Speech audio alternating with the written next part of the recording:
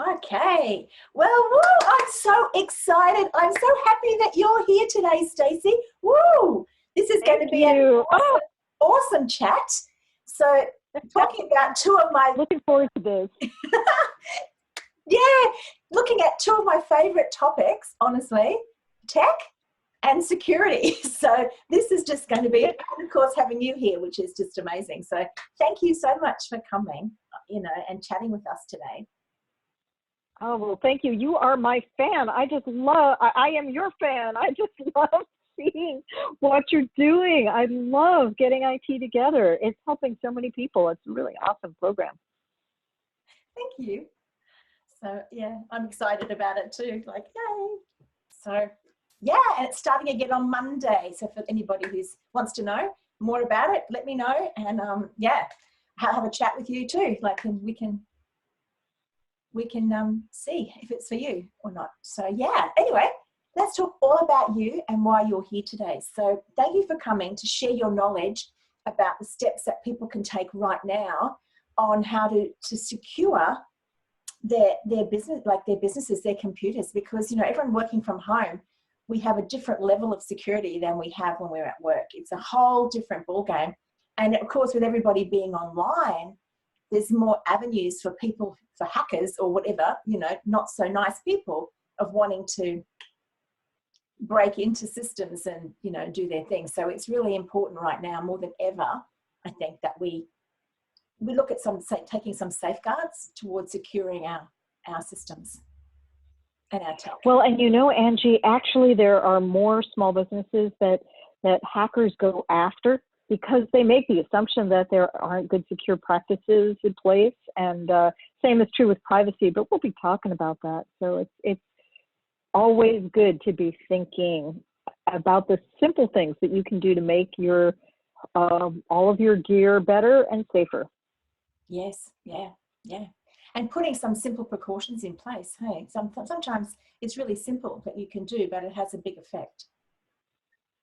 Well, absolutely. And, that's what we like to do. I'm CEO of Got Yout Back Solutions, and we're a consulting firm that's all about providing service 360 routine. So it's like you have instant brain trust in your pocket. And we look for ways to make businesses effective and keep it simple so that we can provide rapid solutions that will scale over time and make it easy for you. And, I remember what it was like when I first started. I ended up in technology, but I started in marketing. And believe it or not, I started my career in theater. And so I went from doing artistic things and worked at ad agencies. And then I flipped into IT, and I really learned the hard way working for internet working companies and in IT infrastructure, deep IT. So, but I remember I had to learn, and it was a lot of lessons learned, what it was like and how scary it seemed. And that, Angie, that's one of the things that you do, is make it simple for people. So similarly, we have a number of things to chat about making it secure and being privacy conscious. Hey, I have some slides. Can I show it to you? Oh, absolutely. Love to. Okay. I think it would be a good way just to frame our talk, and then we can kind of just chat as we go. I like to think of it as thinking twice, right? Security and privacy. And really, what does it all boil down to, right? It's three things. You want to consider your physical space and your digital space, right? And where could there be openings? What are the things you haven't thought about? We'll look at it, but what about your phone? Are you password protected? Do you change your password? Even simple things like that can make a huge difference. Closing the gate, and then checking to make sure that over time things are just as secure as they were when you started. Actually, Staci, talking about telephones, mobile phones, I mean, one of the other things that we need to do, and I don't know how many people actually do it, but is to have security software. We have software on our computers that that will, like a Vast, I mean, for example, I have a Vast. I'm not saying it's better or worse than anything else. I'm just saying that's what I have, you know, on our computer that will check for any malicious things coming in. But people often don't think about, and I have it on my phone too. I mean, people often don't think about having that sort of software on their phones. And there's a lot of cases where phones get hacked, you know, malicious software apps. I know there's some apps in China that people downloaded that completely ruined people's whole, like wiped out phones because it was malicious. All the time. In fact, TikTok, which is a really popular program, for a while, it had a security issue, let alone the fact that you can lose your phone, right? And if you lose your phone and it's not protected, well, my gosh, right? So why do you care? Why do small business owners care? Because it affects everything. And certainly in this day and age, more than any other, it's not only your local community, but you're providing service internationally across regions, right? And as we do business in this virtual world, it's so important that we are building trust. And this is what we were talking about, right? Where are we vulnerable in our data? So if it's our phone, you know, physical things are easy to think about. You lock your file cabinet where you may be storing client files. Back in the day when you carried briefcases or bags or backpacks, right? You make sure that it's secure, it's on your person. I don't know if anybody has Rolodexes anymore, but you know, if you have information about people, you know that you can lock it away in a drawer if it's on paper.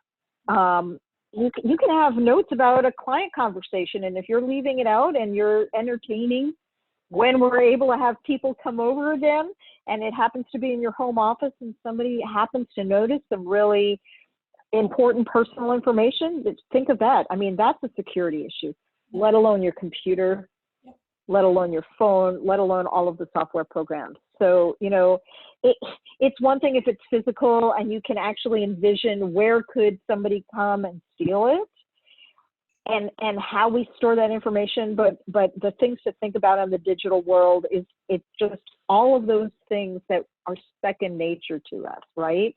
And you never know when somebody can come in and just with one username and password that maybe you haven't changed for a long time and you gave to the wrong person, or maybe, you named your password, one of the most popular names. Yeah, it's all gone, right?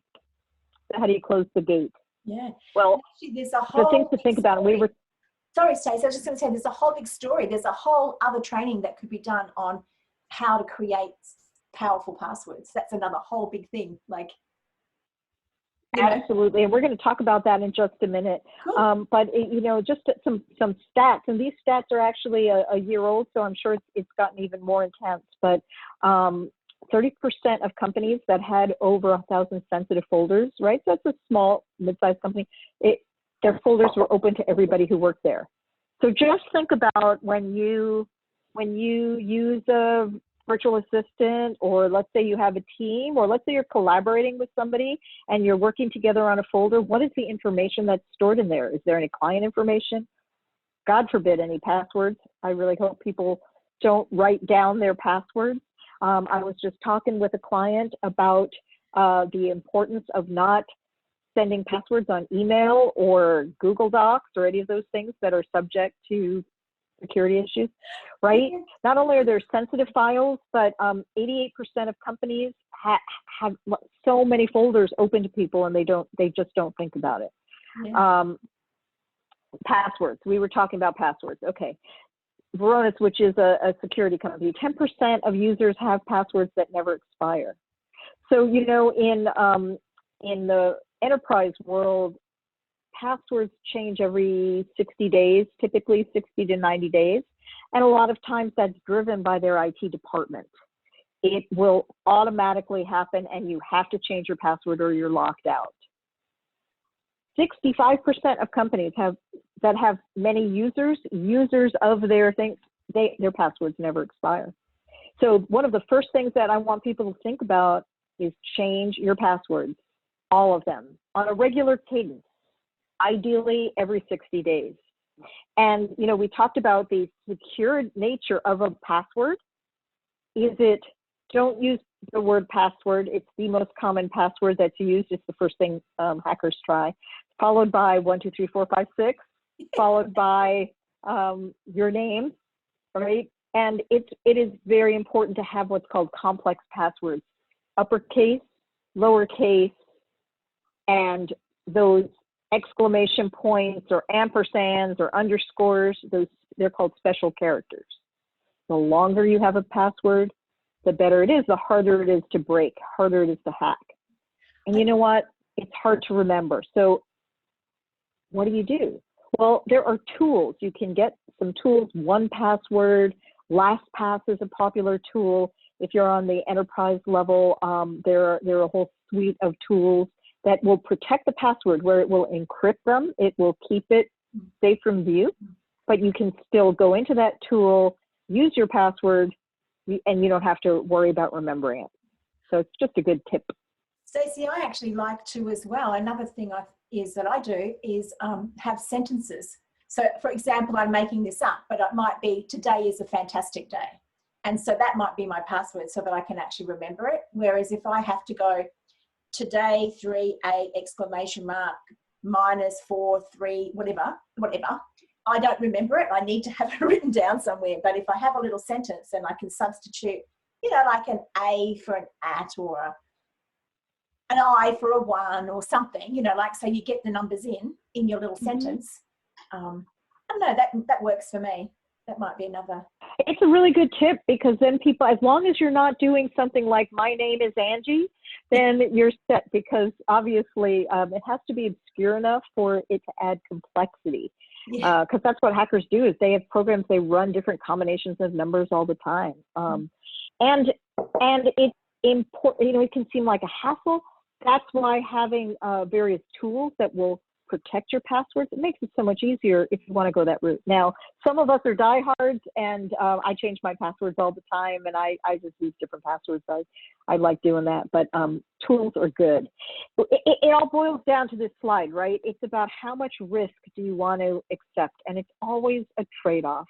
And whether that's security, we're also talking about data privacy, because keeping things secure is one step, but keeping critical information safe is another step. And you can be at, gee, I hope we're lucky, let's roll the dice. Well, if you do that, it's okay. It is the easy thing, but then you're at much greater risk of somebody breaking in, of somebody complaining because you're exposing their personal information, and you can get fined incredible amounts of money. Some companies want to have a gold standard, and often that goes along with spend.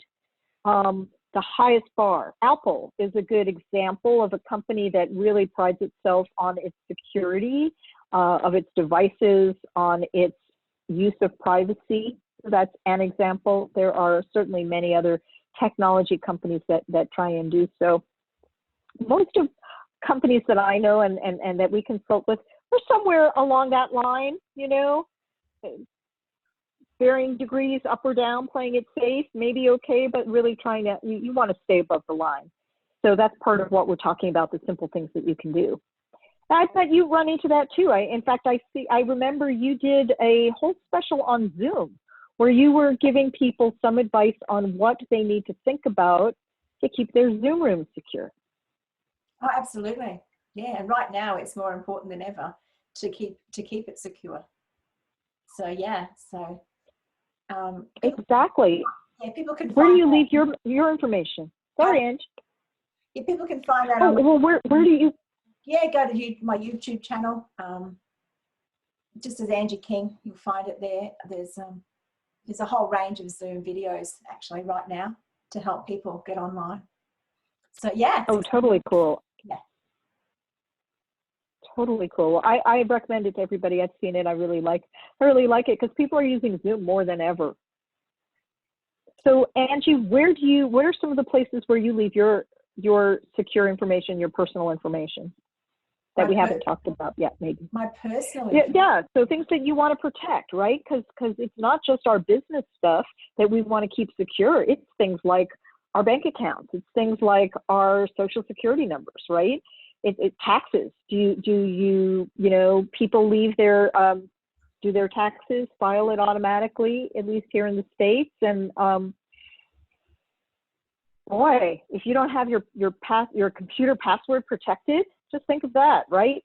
You just never know. So it's just something I like to try and think about every now and then is, where have I put my critical security information, my personal information? Where is their exposure? Yeah, absolutely. Yeah, it's worth thinking about, isn't it? You know, I always have like an extra level. I've got a dongle thingy to get onto my bank, so I can't actually get onto my bank account unless I have my password and I have to have this as well. So it just is always that extra level of security to people can't. Nobody else can replicate it. I mean, it's like, isn't it? It's like if you went to an open source cafe. So just say you're on a business trip and you go into an open source cafe. So it could be in the Qantas Club, like an airline club, or it could be at the airport, or it could be whatever. You know, it's important to think about where you're logging on and what you're doing with your passwords too, because that's another whole level of security, isn't it? So absolutely. I never use Wi-Fi in any public place like that. It's so tempting when especially if back when we flew, when your plane was delayed, right? But airports are one of the most notorious places for hackers. They just see on the network if you use Wi-Fi. So what I recommend to people is use your phone if you can to tether it, or download your movie, or just don't do your banking until you're somewhere where you're in a private space. Yes, exactly. So nothing secure. You shouldn't do anything secure really on a public Wi-Fi. Nope. And even when we're back at our Starbucks or other favorite coffee shops, and that will be coming at some point when we can do so safely, think about that when you're on the public Wi-Fi, because it may make things go fast, but it's part of that checking. And we talked about thinking about where you have possible risks, closing the door so you don't get the risks with passwords, with using software that protects your computer, right? That protects your phone, malware protection, and then check on it. So there's what you do, there's what you document, and then it's making sure that even the most trusted people on your team, in your world, in your life are doing what they're supposed to do. And that can mean people in the office. It can mean your spouse if you're working at home. If you have a certain security practice, every now and then it is totally worth checking and making sure that everybody is doing what they're supposed to do, because it's critical information. Actually, Staci, you just made me think of something else, and that is, like another good tip is, especially if you're working from home and you've got people have access to each other's systems and things, is to password protect the client documents. You can, so that's another way to put that extra level of security on that personal, private, confidential information that can be stored on PCs. And it can even be as simple as thinking about if you're sharing a space or sharing a workspace, and you're going to be having a really confidential conversation with a client, maybe you don't do it at a time when there's somebody else in that workspace. I mean, it literally can be just thinking, right? And those are simple things. Contracts.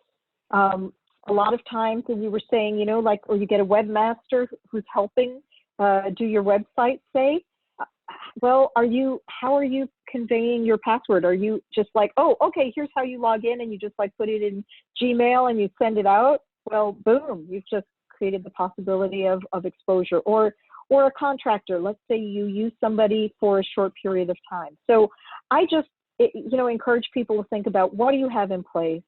Am I encrypting it? Who knows my passwords? And then there's this whole other thing called privacy, right? It's about really, really protecting people's personal information. And that's your name.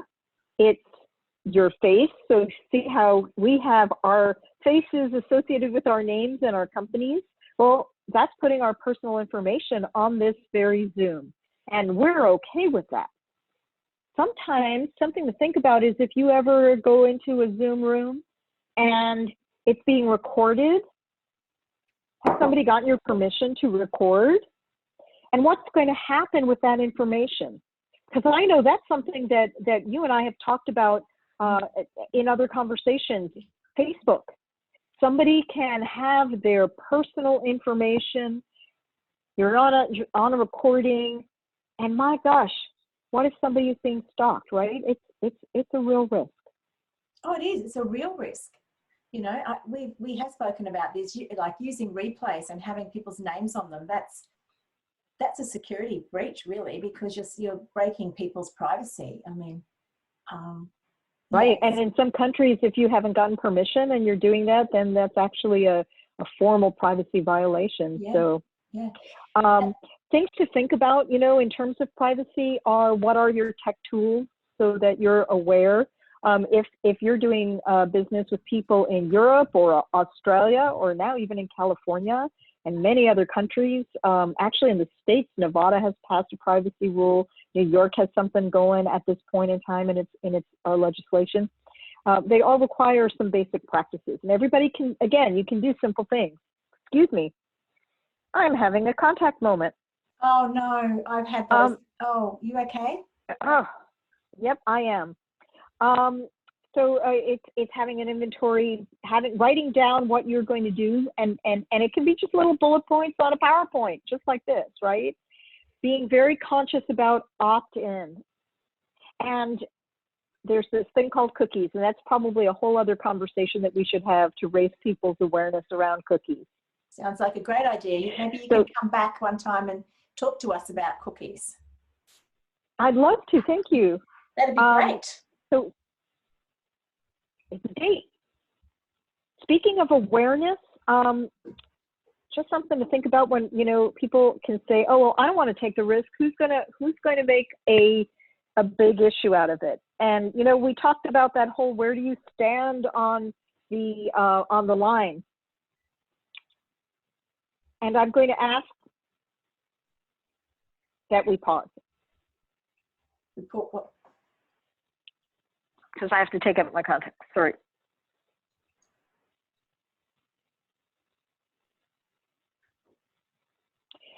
So, you know, we were talking about awareness, and, you know, something to think about in terms of that whole risk equation, and how much work do you do, and am I going to roll the dice because it's not going to matter, nobody's going to say anything about privacy. Well, compliance is a deductible cost, at least in the States, for your business, but fines are not deductible. And in the privacy world, even a small company can be subject to fines. Fines can be up to 4% of your revenue if you have a GDPR violation. It can be millions of dollars. Granted, as a small company, you're probably not going to be fined millions of dollars, but there could be a significant impact. It's whichever is greater. Yeah. And do you really want to be the sort of company that knows that you could do some simple things, but don't? What does that say about your integrity? So you can do some of these protections, write down a few things on a PowerPoint presentation, just bullet out what is your approach to privacy, how often do you change passwords, who has the right, do you give passwords to your Facebook account, for example, to your admin, or do you choose not to? You know, how are you going to handle it? It can be done in an informal way, but it's still appropriately documenting. And all that stuff that we talked about in terms of security, well, from a privacy standpoint, there are rules around that, and a data breach, a security breach, can also be fined. So it's not only the loss of data and the impact of that, but you can then be fined a large amount of money and be responsible for checking if somebody's personal financial information was breached. Here in the States, you are then responsible for paying for some of their credit checks. I believe it's up to a year. Yeah, I don't know what it is in Australia. I don't know what it is here, but just I'm not sure. Yeah, what you just said, which was interesting. You were talking about the loss of data. And I mean, this is another question that I can put out there to the community, you know, do you back up your data? Do you have off-site storage? Like because there is documented evidence that people who go through a trauma, so just say like they lose their data for whatever reason, it's a massive percentage, and I honestly can't remember that anymore, that of companies that can't recover because they cannot recover. They can't get back their financial records because they're not backed up, off-site. Yeah, so that's another question just to put out there to think about. What is your backup strategy like? Like that's another thing, isn't it? Oh, it's so important. It's so important. And my goodness, what if you had critical client information?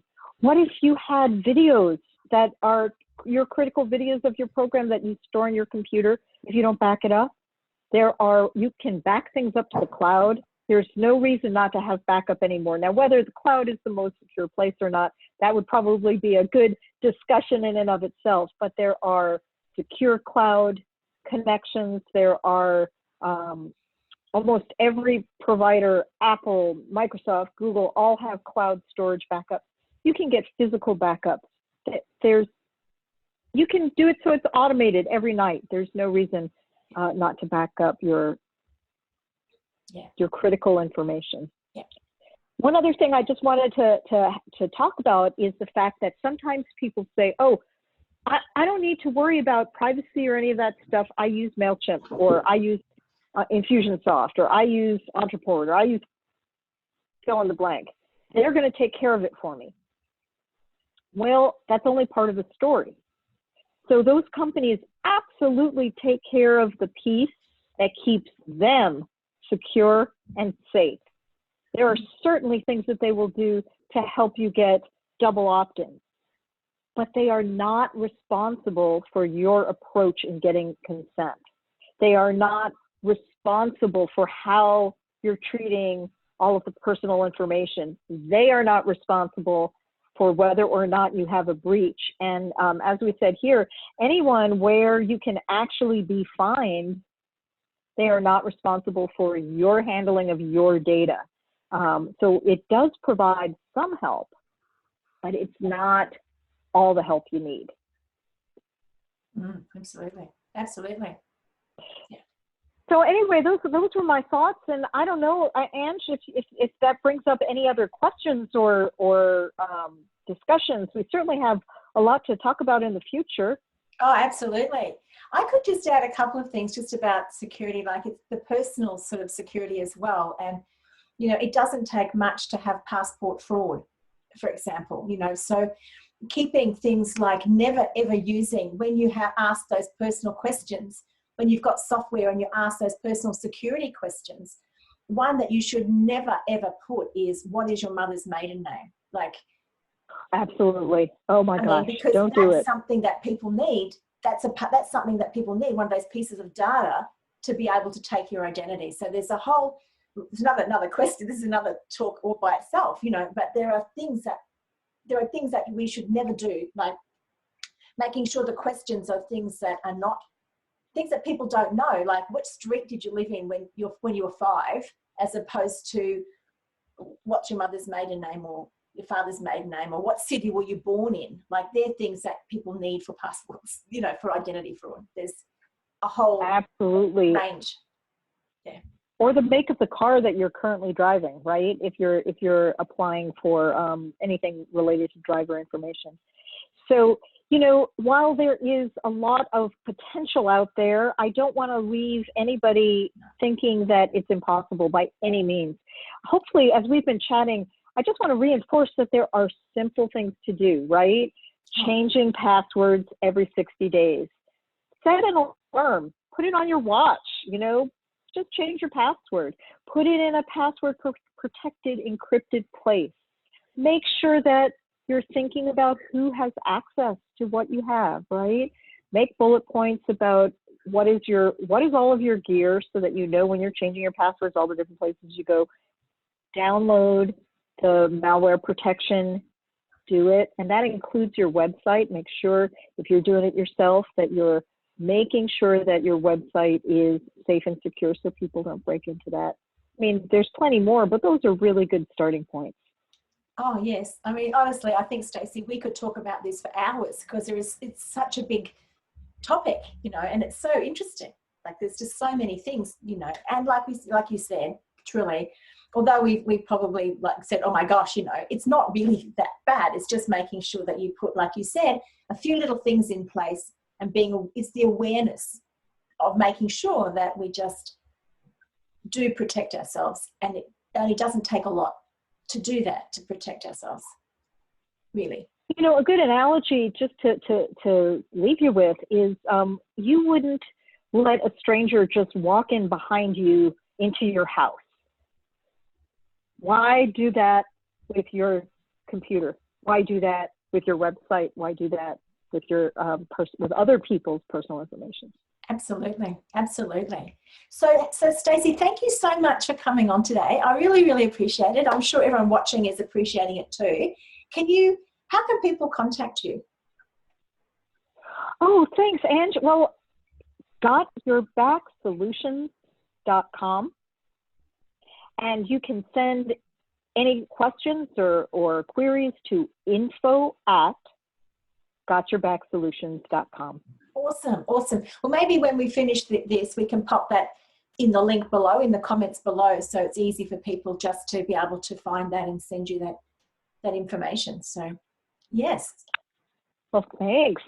Let's talk cookies next time, maybe over cookies.